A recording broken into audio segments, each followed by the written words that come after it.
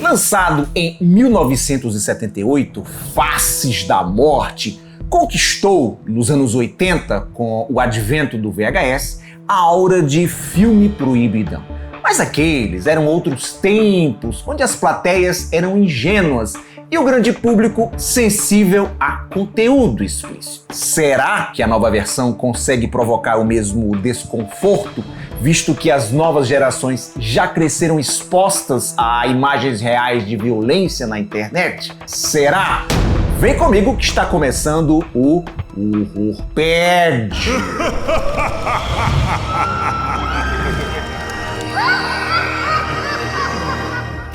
O impacto de Faces of Death no fim dos anos 70 e durante toda a década de 1980 é algo difícil de mensurar dentro dos padrões tradicionais.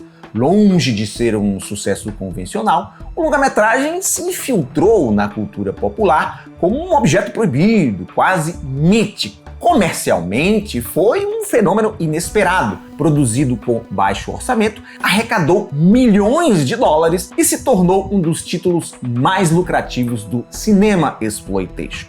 Mas seu verdadeiro poder não estava nos números, e sim na experiência que proporcionava. Um choque cru, direto, que desafiava os limites do que o cinema poderia exibir. Eu tinha apenas 12 anos de idade quando aluguei Faces of Death, escondido dos meus pais, obviamente, e levei a fita para assistir na casa de um amigo numa sessão quase ritualística.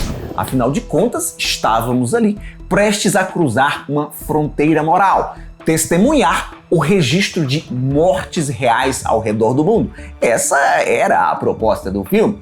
Aquele dia foi tão emblemático, tão marcante, que uma década mais tarde, quando os VHS estavam em declínio, eu voltei na mesma locadora e comprei o filme para mim. Olha ele aqui. A intenção dos realizadores para com esse novo Faces of Death não é refazer cena por cena, mas reinterpretar a ideia central sob a ótica da cultura digital.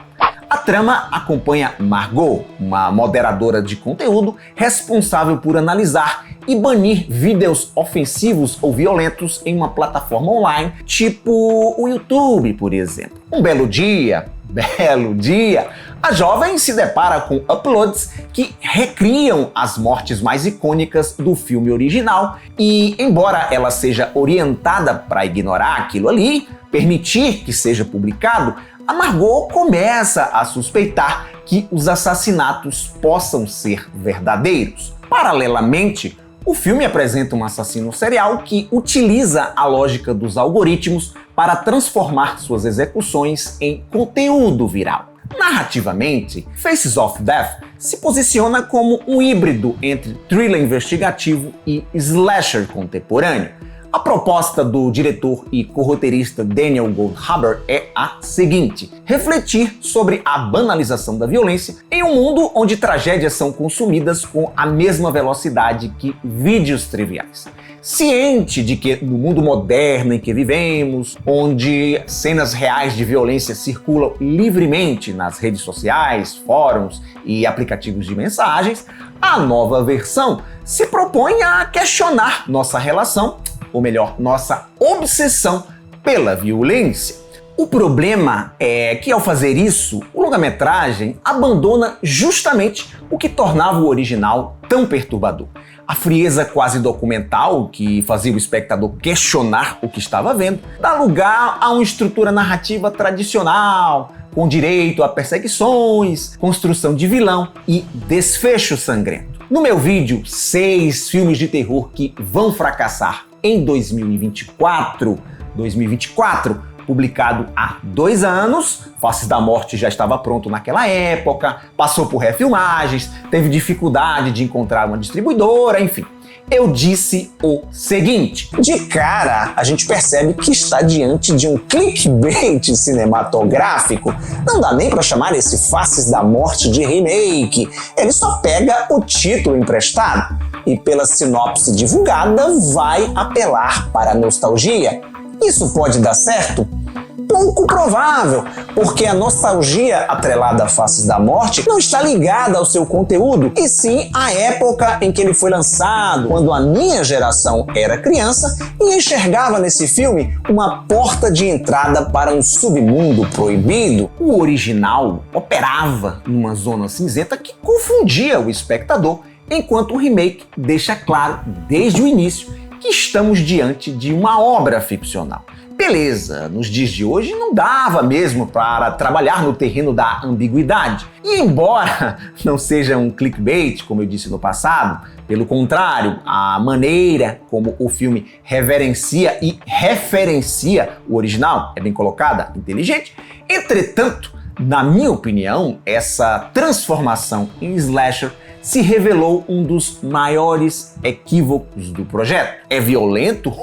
Se é! É sangrento e como o sangue escorre com gosto. Porém, para uma obra que está se vendendo como uma reimaginação, vamos chamar assim, de um dos filmes mais perturbadores, mais assustadores, mais grotescos de todos os tempos, o resultado é agridoce.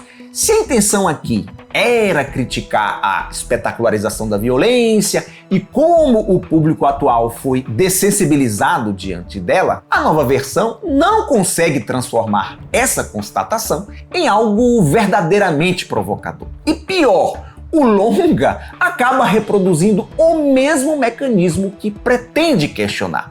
É uma contradição difícil de ignorar. Assim, competência técnica e tensão genuína em alguns momentos.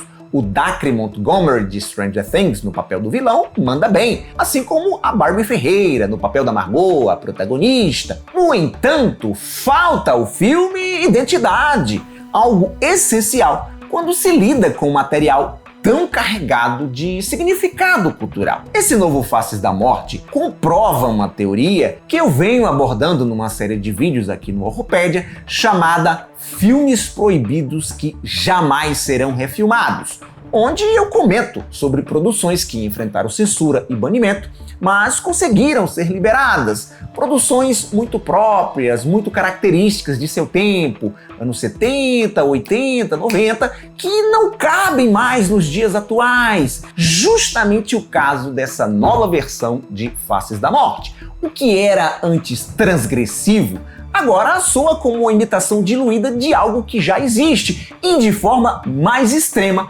fora das telas. Nas entrelinhas, o remake também tenta inserir um comentário social sobre algoritmos, viralização e consumo digital, que é até válido, porém superficial. O roteiro levanta questões interessantes, como o papel do espectador na perpetuação da violência, mas nunca se aprofunda o suficiente para fazer o público refletir sobre o assunto. No fim das contas, o novo Faces da Morte falha não por falta de relevância temática, afinal nunca se discutiu tanto sobre a banalização da violência, mas porque o original dependia de um contexto histórico específico.